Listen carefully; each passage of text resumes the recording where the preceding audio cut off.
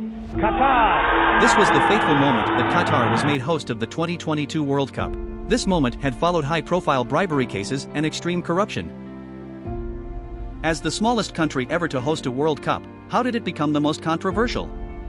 First, we must go back to find out how this tiny country even managed to reach this height. If you aren't familiar, the way the country is decided to host the World Cup is by the voting of the Executive Committee. However, as one of the richest countries in the world, Qatar was easily able to bribe its way to the top in a massive scandal. But why would Qatar go to this extreme and spend this much for a tournament that only ever loses the host country money? Well, then we have to go back a bit further. Qatar is a country in the Middle East, but it's not always been that way. Following the collapse of the Ottoman Empire, it became a British protectorate in the early 20th century. The British found quite a bit of oil there but gave Qatar its independence in 1971 when its economy rapidly increased because of this resource. However, it wasn't until they found out they were sitting on the largest known gas field on Earth, so as a tiny country the small population found vast amounts of wealth. Of course, this supersized their economy to unprecedented heights, but eventually the world will move away from fossil fuels, so they are looking to the future and diversifying. One of the best ways to do this is to get their country on the map.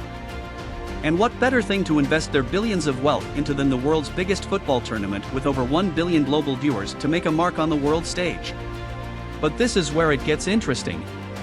FIFA ran an evaluation on the suitability of Qatar and found their infrastructure to not be substantial enough to host this large of an event. That's without even mentioning the fact the super hot conditions and tiny population just make it unconventional. However, the majority of the FIFA Executive Committee voted for Qatar because of bribes and power grabs. That is why we are having the first ever World Cup in the winter and letting the tiniest country ever to host it. While Qatar may have huge plans for this event, there are huge controversies surrounding them. The question legitimacy of Qatar getting host isn't the only problem. Homosexuality is a crime in Qatar. Also, women have limited rights in Qatar and need a male guardian's approval to drive or leave the country. Organizers have stressed that everyone's welcome at the tournament. Yet, there is another major problem with the event too. Many reports on human rights violations have come to light. 95% of workers in Qatar are foreign or expats, and violations surround the building of the 8 stadiums for the Cup. The number of worker deaths due to the stadium's construction is unknown. As this has come to light, Qatar has taken steps to introduce minimum wage and improve human rights and working conditions, especially in the extreme heat. And as we all know, this World Cup is like no other. But 48 hours before the event start, organizers ban alcohol sales at the event except in fan parks. Also, as one of the hottest countries in the world, early games are still hot despite being winter. However, the stadiums will be air-conditioned to keep fans and players cool. Football brings people together, yet the beautiful game is tainted by international politics, war, and local lack of basic rights.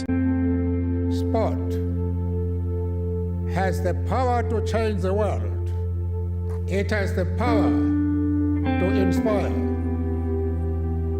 It has the power to unite people in a way that little else does. It speaks to youth in a language they understand. Sport can create hope where once there was only despair.